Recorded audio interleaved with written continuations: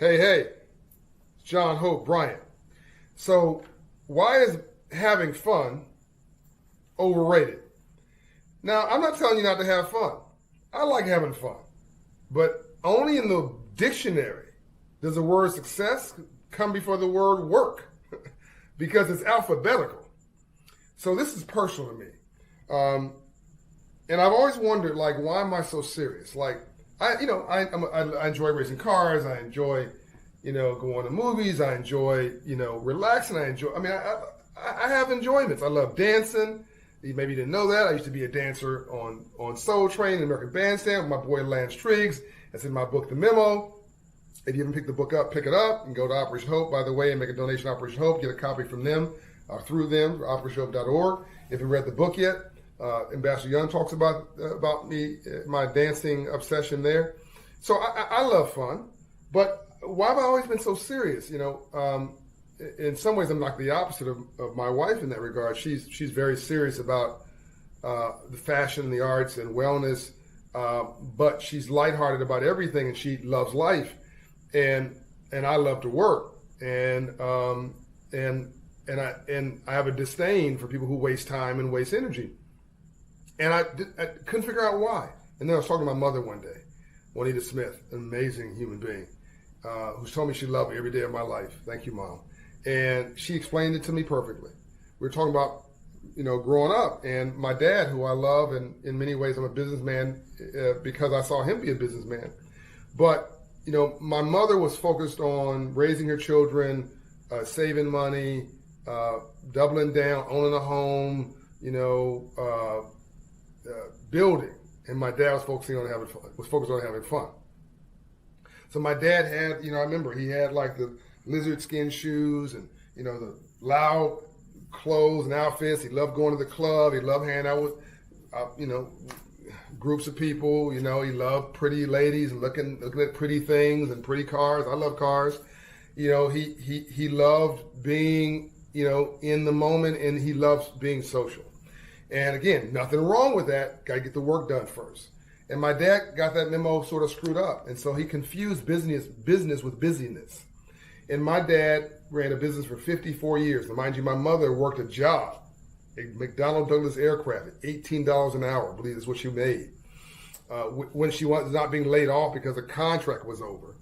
And then, by the way, when she was laid off, she'd go work wherever. She could irritate me and come work at my school as a janitor, or whatever job was available. And then she came another time, worked as a security guard because she wanted to be around her children. Anyway, my mother worked a job and she never went on welfare. She would just work wherever she could. And when she was trying to buy a house, when my mom and dad divorced, she would call home to my sister, Monty Morrow Hoskins, and ask her to make some more handicraft, because she'd sell them at work. If she had an order, she'd sell it at work the next day. And that extra money that she made, I'll do a video on this on what couples should do to build wealth. One of them should make money and one of them should build wealth. I'll do a video on that. And my mother would sell that handicraft, take the money from the handicraft, put it in an account at the bank, and that became the down payment for her first home. And my mother's now bought and sold 4 homes, and is financially independent, 850 plus credit score, and does what she likes, whenever she likes, with whomever she likes. I asked my mother, "You gonna get married again?" She said, "Maybe, baby. But if I do, it's gonna be a BMW." I said, "Mom, I didn't ask you what kind of car do you want. You gonna get married?" She said, "Yeah, I know what you meant. I'm gonna get married. He's gonna be a BMW, a black man working." So my mother was focused in that way. My dad, and she worked a job. So I want you to think about I don't want you to think that you can't work a job and build wealth, because you can. My dad owned a business for 54 years. 54 years, and died dead broke. And I took care of him the last 15 years of his life. Made it but couldn't keep it. He made $1, spent $1.50. The more money we made, the broker we got, because my dad was not financially literate. And my dad was too prideful to ask my mother for advice, right? So, and my Ambassador Andrew Young says that men and women fail for 3 reasons: arrogance, pride, and greed. If you're going to conquer, if you're going to achieve this, you guys have to understand the Bible says the house divided cannot stand. You guys have to work as a partnership, you and your mate, and my dad didn't do that, and didn't ask my mom for advice. So we made it and lost it. And we had a gas station, an 8-unit apartment building, a nursery, our own home. Anyway, we lost it all. And my mother had to start all over again. And my dad thought he was winning, And he didn't realize that actually my mother, he won the battle, my mother won the war.